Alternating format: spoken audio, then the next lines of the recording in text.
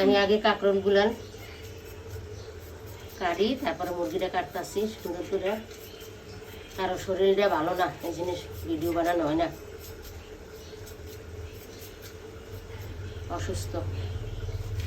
ভাজবো তো তেলে।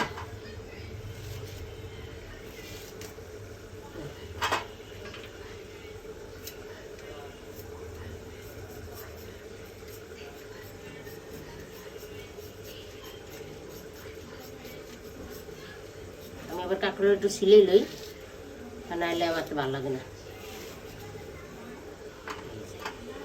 এটা আমার কষা পড়ছে দেখুন।